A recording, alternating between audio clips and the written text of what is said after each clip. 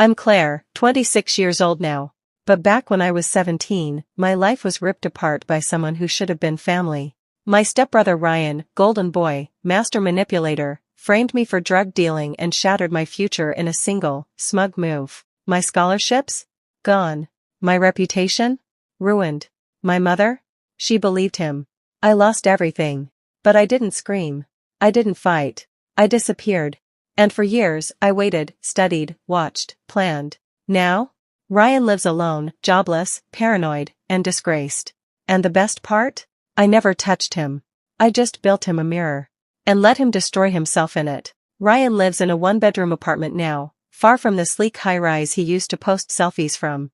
The blinds are always shut, the door double-locked even in daylight, and every device he owns has tape over the camera lens, even the smart TV. He changes his number monthly, convinced someone's tracking him. He talks less and drinks more.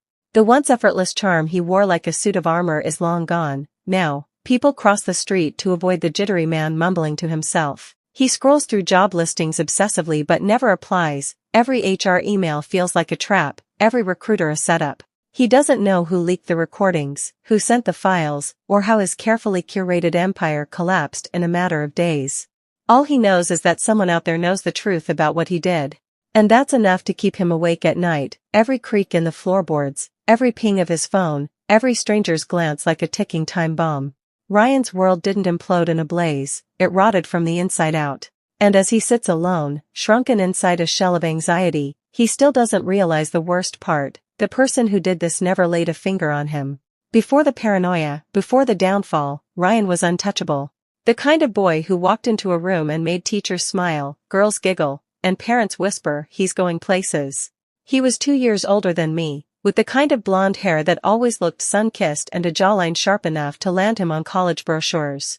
When my mom married his dad, I remember thinking I was joining a new family, but it quickly became clear that Ryan saw me as an invader. From the first dinner we had together, he made subtle digs, comments wrapped in compliments, always with that fake grin that adults found so charming. Claire's really artsy, he'd say, then roll his eyes when no one was looking. He was the king of small cruelties, moving my art supplies, accidentally deleting my files, dropping personal stories into conversations at school parties where he knew they'd spread. Everyone adored him, but when it was just the two of us, his smile would drop like a mask hitting the floor. He didn't need to scream or shove. He knew how to cut deep with whispers and leave no trace. And the worst part? No one ever saw it. To the world, Ryan was golden. But to me, he was already poison. It started small, so small I almost convinced myself I was imagining it. A classmate asking if I really wrote a poem about a teacher. Another asking if I had a thing for girls, because Ryan said you were kind of private, you know? I'd walk past lockers and feel conversations drop, laughter pause just long enough to sting. I wasn't unpopular, not really, but something about me started to feel tinted, tainted. Like people were seeing me through a smudged lens, and I couldn't clean it no matter how hard I tried. Ryan never said anything outright. He didn't need to. He'd just chuckle from across the room, or throw an arm around someone and whisper something while glancing my way. Sometimes I'd find drawings from my sketchbook mimicked cruelly in someone's notebook, warped and laughed at. He must have gone through my things. He knew what I was working on, what I was afraid of, what made me tick. And every hallway, every lunch table, every art critique turned into a game I was losing. He was testing boundaries, softening the ground before the real damage. And I, still believing in fairness and honesty, thought if I just ignored it long enough, it would stop. I didn't know I was already a target. The invasion wasn't just social, it was personal, intimate, and chillingly precise. I started noticing my sketchbook wasn't where I left it, pages bent at angles I never turned. My journal once appeared open on the kitchen table, flipped to the entry where I wrote about my anxiety and how I sometimes felt like no one really saw me. My stomach dropped the moment I saw it, and Ryan just sat nearby, peeling an orange with a smile that didn't reach his eyes. "You should lock your stuff," he said, too casually. After that, my passwords stopped working randomly, my phone battery drained faster than usual, and my laptop browser would show search terms I never typed. I told myself I was being paranoid, exactly what he wanted. He would gaslight me, pretend not to know what I was talking about, or say things like, "Are you sure you didn't just forget?" My bedroom door didn't lock, and somehow he was always walking by at the exact moment I was changing clothes or crying or recording a voice memo for an art submission. I started keeping everything in a locked box. Even then, I found it once with the latch slightly askew. Ryan wasn't just tormenting me at school anymore, he was crawling under my skin, rearranging my world until I didn't trust even my own mind. And worst of all, he never laid a hand on me. He didn't need to. He was already inside. By senior year, art was the only thing I had left that felt untouched by him, a space where I could still breathe. I poured myself into my portfolio like it was my last lifeline, staying late in the studio, sketching until my fingers cramped, building something raw and honest and mine. That scholarship wasn't just a dream, it was escape. A full ride to one of the best programs in the country, a chance to leave everything, Ryan, this house, the whispers, behind. My application was flawless, top grades, glowing recommendations, and a body of work that I'd bled into. My art teacher, Mrs. Kelman, told me I had one of the most emotionally intelligent portfolios she'd seen in years. I made it to the final round, just one more interview, one more week, and it could all change. For the first time in what felt like forever, I had hope. A flicker of belief that maybe I could outrun what Ryan had done to me. I even caught him watching me once, sketching by the window, and for a moment he looked, curious. Amused. I should have known. He wasn't done. He was just waiting for the most fragile, precious moment, the one I'd worked years for, to strike. The day before my final interview, I was called to the principal's office, and I knew, the moment I walked in and saw the counselor and a uniformed officer waiting, that something was wrong. My heart thudded as they told me drugs had been found in my locker, not just a joint, but prescription pills, Xanax, and Adderall, all stuffed into a Ziploc bag beneath my textbooks. I laughed at first, actually laughed, thinking it had to be a mistake. But then they pulled out printed screenshots, texts from my number arranging sales, slang I'd never used, times and dates that matched my schedule too perfectly. I sat frozen as the words blurred. I tried to explain that someone must have hacked my phone, planted the drugs. But their faces were already set. I was suspended on the spot. The police didn't arrest me, not yet, but they took my phone and warned me there would be an investigation. The scholarship board emailed me the next morning. Due to recent developments, I was no longer under consideration. I felt the floor fall out from under me. My mother didn't cry, didn't ask if I was okay. She just looked at me like I was someone else entirely. And behind her, in the hallway, Ryan stood quietly, not smiling, not mocking, just watching. Like an artist admiring his finished work. I tried to fight it, begged the principal to check the security cameras, pleaded with the officer to run a forensic analysis on my phone, swore to my mother that I had never touched a pill in my life, but the more I defended myself, the more they looked at me like I was unraveling. My teachers avoided eye contact in the hallways. Friends who used to hug me now crossed their arms when they spoke to me, like I was contagious. Even Mrs. Kelman, the one person who truly believed in my talent, simply said, "I hope you get the help you need." The silence was worse than the accusations. My mother cried, not for me, but for what she believed I had done, the shame I had brought to her doorstep. I watched everything I had built disintegrate within days. And the worst part was knowing exactly who had done it. I told her once, told my mom it had to be Ryan. That he had my phone, that he knew my schedule. She stared at me for a long time and said, "You can't keep blaming him for your mistakes." That sentence broke something in me. Because if my own mother didn't believe me, who would? Ryan didn't need to defend himself. He didn't even deny it. He just stayed quiet. Because the truth was, I had no proof, and that made his lie stronger than anything I could say. He caught me in the hallway 2 days after the fallout, just as I was emptying my locker, a box in my arms, my future in pieces. The hallway was nearly empty, but he made sure to time it perfectly, that I'd be alone when he leaned in, his breath warm with fake concern. "Tough break," he whispered, voice laced with pity that curled like poison. I didn't respond. I didn't blink. I just stared straight ahead, willing myself not to cry.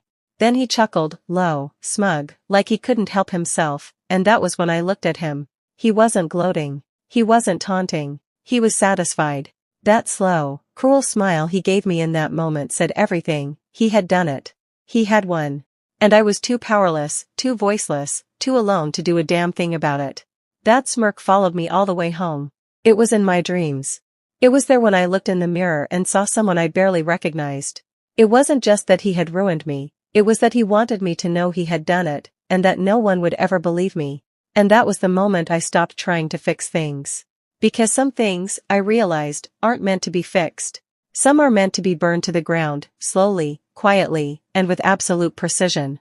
The day I turned 18, I didn't have a cake, a party, or a wish. I had a packed duffel bag, a one-way bus ticket, and just enough cash from a part-time bookstore job to rent half of a couch in someone's overstuffed apartment. I didn't leave a note. I didn't say goodbye. My mother was already avoiding my eyes like I was a ghost walking her halls. Ryan barely looked up from the couch as I walked past him with my life zipped into one bag, but I caught the flicker in his face, not surprise, not regret, just the mild annoyance of someone losing a toy they'd already broken. I was done begging for space in a home that never belonged to me. The first few months were hell. I crashed on friends' couches, took whatever job I could find, waitressing, data entry, cleaning hotel rooms at 3 a.m. I lived in borrowed spaces and whispered promises to myself that this wasn't the end. Every day was survival. But with every rent payment I scraped together, every dollar I saved in the lining of my coat, I built something stronger than recovery. I built silence, discipline, patience. Because the girl Ryan destroyed? She was gone. And the woman I was becoming didn't want justice. She wanted strategy. Life in the real world didn't hand out second chances. It handed me cleaning rags, aching feet, and nights spent staring at cracked ceilings in borrowed rooms. I learned quickly how to stretch $10 across 5 days, how to spot places hiring under the table, and how to fake a smile when customers snapped their fingers at me like I was invisible. My art supplies were boxed up, untouched. Survival left no room for passion. Some nights, I'd sit in laundromats watching the spin cycle and wondering how I'd ever rebuild anything from the ashes Ryan left behind. But even as I worked myself to the bone, I kept quiet about the past. I never told my roommates, my bosses, or the rare friend I trusted about what happened. Trauma, I realized, scared people off. So I wore normal like a mask, laughed at the right jokes, showed up on time, kept my head down. But beneath it all, I was studying. Not just people, but patterns, how they lie, how they manipulate, how they unravel. I wasn't just surviving. I was taking notes. Because someday, I wouldn't just get my life back. I'd learn how to dismantle someone else's. One calculated move at a time. I enrolled in community college the way some people join rehab, not to fix the past, but to dissect the disease. Psychology became more than a major. It was a map of every lie Ryan ever told, every manipulation I once called coincidence. I devoured textbooks like they were survival manuals, cognitive dissonance, narcissistic traits, behavioral conditioning, all the clinical names for the things he did to me. Professors called me curious. I was obsessed. I took extra credits, sat in on graduate lectures, and watched videos on criminal profiling late into the night. Every case study became a blueprint, every syndrome a puzzle piece clicking into place. When I transferred to a state university, I had a 3.9 GPA and enough scholarship aid, ironically, smaller ones, to cover most of it. I still worked nights, still lived small, still kept my head down. But my world was expanding. I wasn't just learning how people fall apart, I was learning how to break them down properly. I didn't know when I'd see Ryan again. I just knew that the next time I did, I'd be ready. And he wouldn't even see it coming. I walked across that stage in a rented gown and borrowed heels, smiling for the camera like every other graduate, but inside, I wasn't celebrating, I was calculating. The applause, the diploma, the tossed caps were noise. Because for me, graduation wasn't a finish line, it was a loaded weapon. I'd spent years quietly collecting tools, behavioral profiling, digital forensics, social engineering. I'd watched people lie to each other, manipulate systems, cover their tracks, and now I knew how to do it better. As I stood there clutching the fake leather folder, I realized something chilling. I didn't just want Ryan to pay. I wanted him to fall apart, piece by piece, in a way no one could trace back to me. And I didn't need fists or threats. I had patience, skill, and something he never imagined I'd hold on to after everything, clarity. He had destroyed my future once. Now I was holding the blueprint to his. The first thing I did after graduation was delete every trace of the girl I used to be, and begin building someone new. Jess was born from the ashes of every stereotype Ryan couldn't resist, confident but humble, pretty but not threatening, ambitious in that bright-eyed, just out of college way. I crafted her like a character, down to the voice inflection in her voicemails and the curated Instagram grid filled with faux beach days and marketing quotes. Her resume was slick but believable, internships at startups, a marketing degree, and just enough buzzwords to sound impressive without raising flags. I bought a burner phone, created a Gmail, a LinkedIn, even a Spotify account filled with upbeat motivational playlists. AI voice tools gave her a personality, subtle filters gave her a face. Jess wasn't real, but she was real enough. And most importantly, she was exactly the kind of woman Ryan couldn't help but underestimate. The ghost of me would never reach him. But Jess? Jess would walk right through the front door. It started with a Medium article, one of those smug, self-congratulatory pieces Ryan loved to write, titled Climbing Without Compromise, My Journey to Ethical Leadership. I almost laughed reading it. The man who once destroyed my life for fun now preaching integrity like it was gospel? Perfect. Jess sent a short, bubbly email praising the piece, saying it really resonated with her as a young woman trying to find her voice in a noisy industry. Within hours, he replied, friendly, enthusiastic, flattered. By the end of the week, they were exchanging jokes about PR buzzwords and venting about office politics. His ego couldn't resist her validation. And why would it? She was designed for him. Every message she sent dripped with admiration, wrapped in just enough flirtation to keep his attention without triggering suspicion. He started calling her refreshing. By the third week, he asked for her number. By the fourth, he was sending late-night voice memos, relaxed, unguarded, arrogant. He thought he was climbing, once again. He had no idea he was walking into a trap, one compliment at a time. What started as professional banter morphed into late-night voice notes and early morning thinking of you texts. Ryan let his guard down fast, too fast, drawn in by Jess's perfect blend of admiration and relatability. She asked just the right questions, laughed at his worst jokes, and always made him feel like the smartest man in the room. He began sharing details he'd never post publicly, petty office politics, his disdain for weak hires, the kind of misogynistic banter he thought bonded people. Then came the bragging. It started innocently, stories of cutting corners, manipulating deals, and then one night, as Jess asked what he was most proud of professionally, he sent a voice memo with a chuckle that made my skin crawl. Honestly? Ruining this girl's future back in high school. She got cocky, and I made sure she paid. Long story, but yeah. Career-ending kind of thing. He didn't say my name. He didn't have to. Every word was saved, timestamped, backed up in multiple places.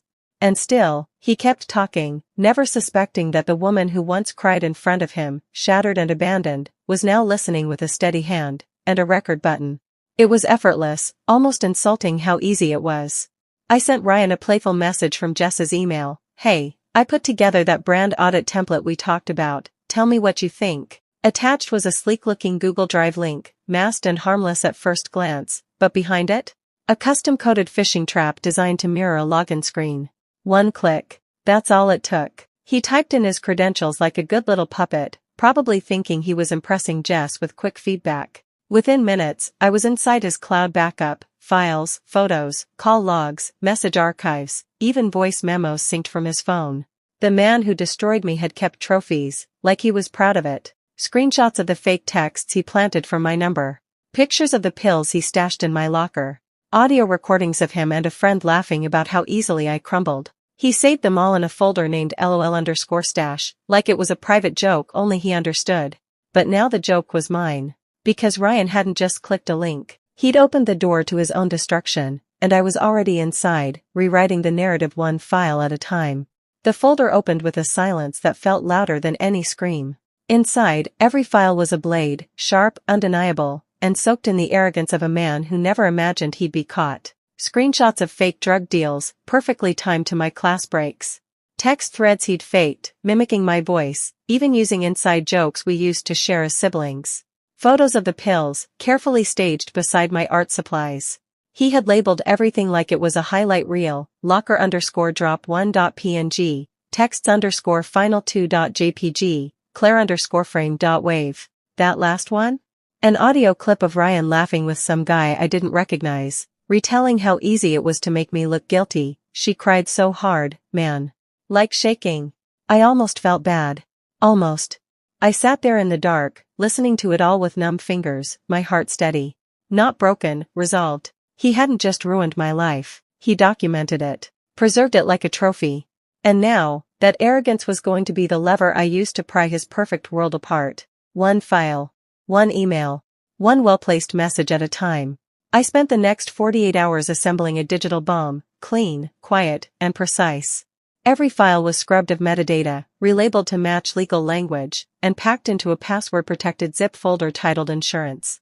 No flashy threats, no emotional pleas, just a calm, anonymous email addressed to Ryan's HR department, executive board, and half a dozen high-profile clients I knew from his company website, each one tailored with surgical intent. Please see the enclosed documentation regarding unethical and illegal conduct by your employee, Ryan, redacted.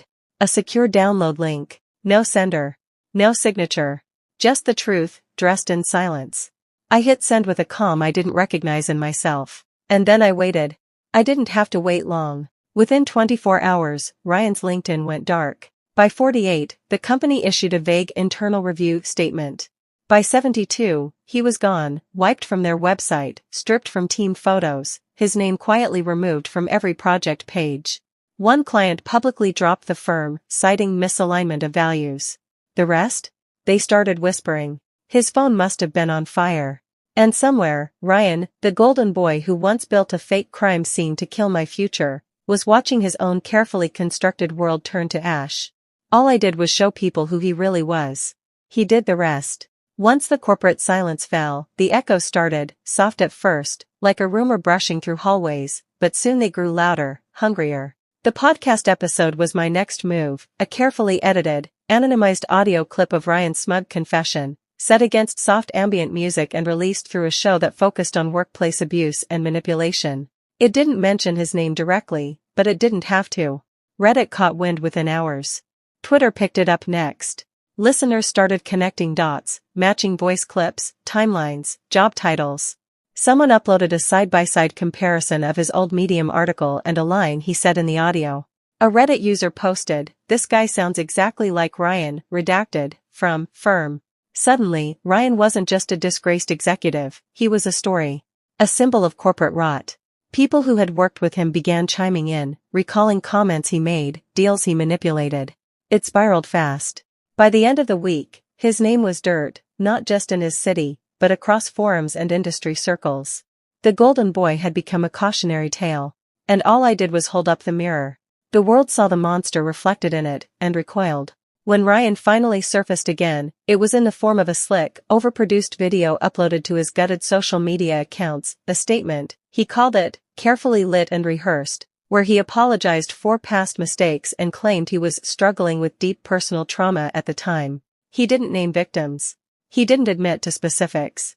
Just vague acknowledgments wrapped in polished guilt. "I'm seeking healing," he said. "And I hope to grow from this." But the eyes didn't match the words. He looked thinner, jumpier, like someone who hadn't slept properly in weeks. Comments flooded in within minutes, and none of them were kind. "You're only sorry you got caught," one said. "Nice script," wrote another. The video was ratioed into oblivion. People began sharing the podcast again, mocking his apology line by line. Even his former co-workers distanced themselves, dropping passive-aggressive posts about accountability without PR teams. And as I watched it all from my apartment, coffee in hand, I didn't feel triumph. I felt closure. He had taken everything from me with a smile.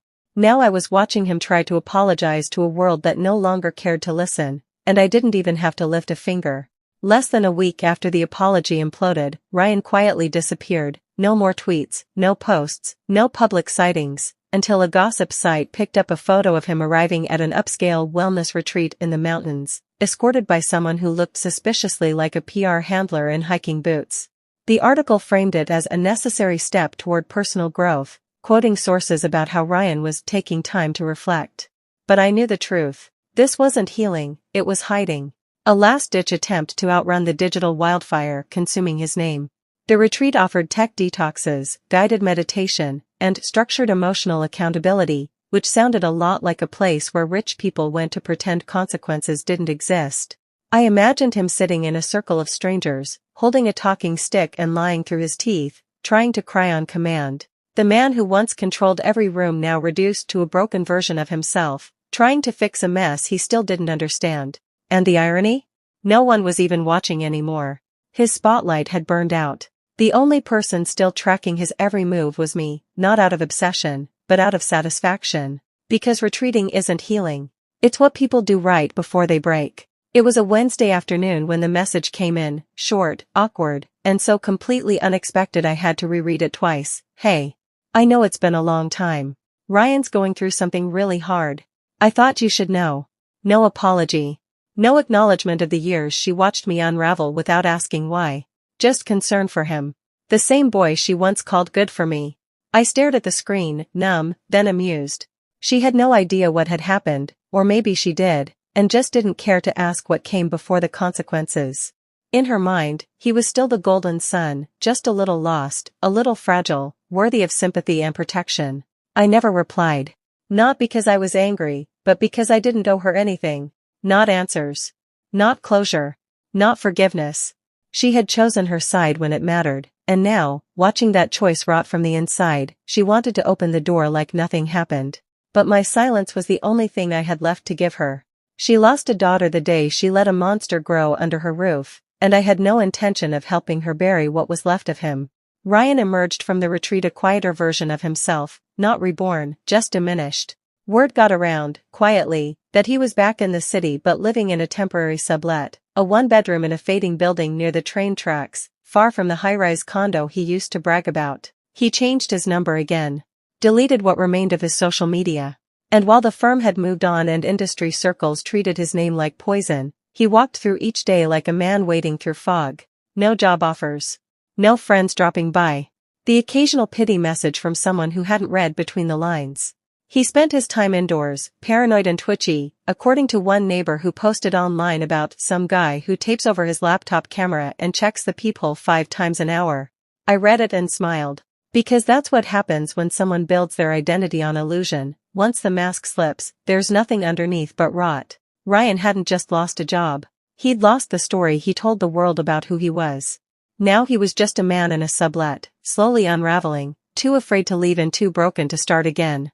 The reports started showing up in stranger places, subreddits, niche forums, anonymous vent posts that described a guy who used to be somebody now spiraling in real time. Ryan was changing phone numbers monthly, leaving voicemails at odd hours that never made sense, and buying privacy screen protectors in bulk. He'd stopped trusting Wi-Fi, stopped answering the door, and once, according to a neighbor's thread, shouted at a delivery guy for watching him too long. He started talking about being followed. Believed his webcam was being hacked, not by me, but by them, whoever they were in his unraveling mind. His paranoia was no longer performative, it had metastasized. He wasn't just hiding from the world. He believed the world was hunting him. The irony burned beautifully. The man who once turned my life into a lie now couldn't tell truth from fiction. And the best part? I never laid a hand on him. No threats. No contact. Just the steady drip of exposure and silence.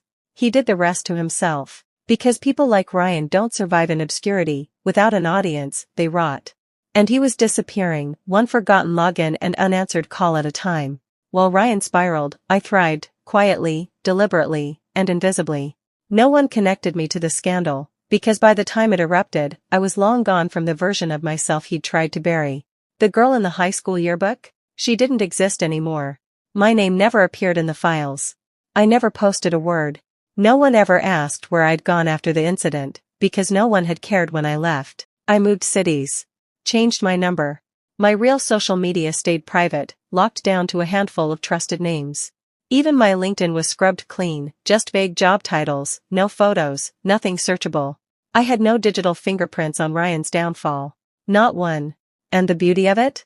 If you asked anyone from our past what happened to me, they'd shrug. She disappeared, they'd say. And that was exactly how I won. Because Ryan couldn't point fingers.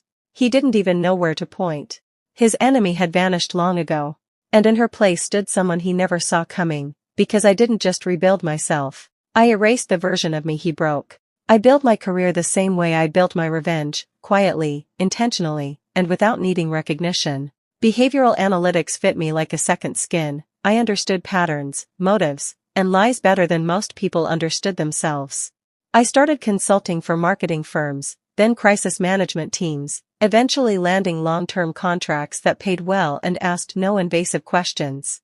I kept my head down and my record clean.